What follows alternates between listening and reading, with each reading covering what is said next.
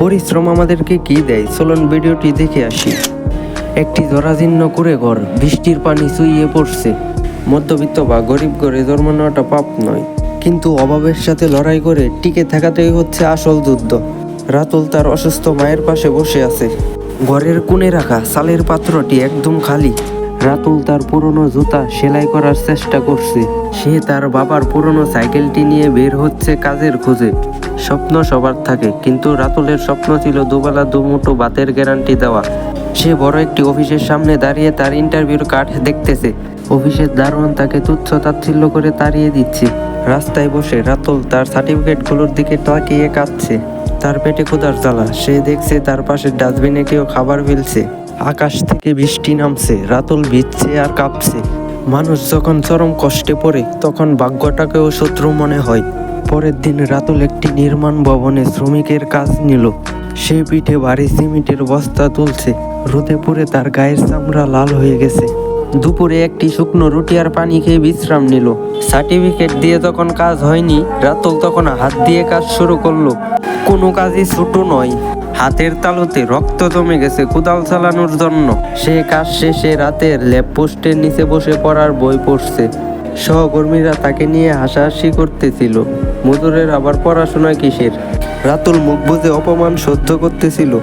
রাতে ঘরে ফিরে সে তার পাওয়া সামান্য টাকা মায়ের হাতে তুলে দিচ্ছে। মা কাঁদতে কাঁদতে ছেলের মাথায় হাত রাখলেন। মায়ের দোয়া আর নিজের পরিশ্রম যখন এক হয়, তখন অসম্ভবও সম্ভব হয়। তারপর থেকে রাতুল ছোট্ট একটি গ্যারেজে কাজ শিখতে শুরু করলো।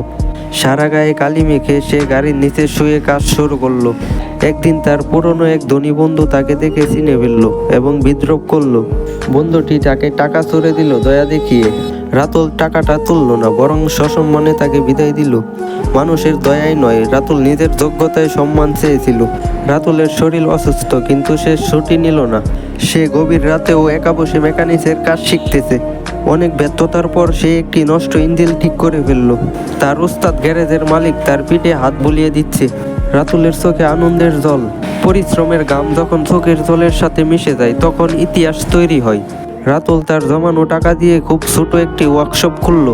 রাত দিন এক করে সে গ্রাহকদের সেবা দিচ্ছে। তার সততা চারদিকে ছড়িয়ে পড়ল। অনেক বড় বড় কোম্পানি তাকে কন্ট্রাক্ট দিচ্ছে। রাতুল এখন আর একা নয়, সে আরো বেকার 5 জন যুবককে কাজে লাগাচ্ছে। পরিশ্রম কখনো বিতা যায় না, তা কেবল সঠিক সময়ের অপেক্ষা করে। সে তার মাকে একটি সুন্দর নতুন বাড়িতে নিয়ে যাচ্ছে। মায়ের চোখে এখন আর জল নেই, কেবল গর্বের হাসি।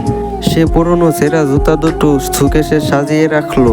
রাতুল একটি সেমিনারে বক্তব্য দিচ্ছে যুবকদের উদ্দেশ্যে। হাজার হাজার মানুষ তার জন্য তালি দিচ্ছে। রাতুল সে তার পুরনো বটগাছ তলায় গিয়ে বসলো, যেখানে সে একসময় কেঁদেছিল। সে তার অতীতকে মনে করতেছে এবং ধন্যবাদ দিচ্ছে ঈশ্বরকে। তখনই একটি পথ শিশু তার কাছে ভিক্ষা চাইল। রাতুল তাকে ভিক্ষা না দিয়ে একটি কাজের সুযোগ করে দিল। রাতুলের হাসি মুখ। বাস্তব জীবন মানেই সমস্যা, আর সমস্যা মানেই কঠিন পরিশ্রম। আপনার বর্তমান পরিস্থিতি আপনার ভবিষ্যৎ নির্ধারিত করে না। রাতুল তার মায়ের পা ছুঁয়ে সালাম করলো। সুন্দর একটি সূর্যাস্ত, যা একটি সুন্দর আগামীকালকে নির্দেশ করে।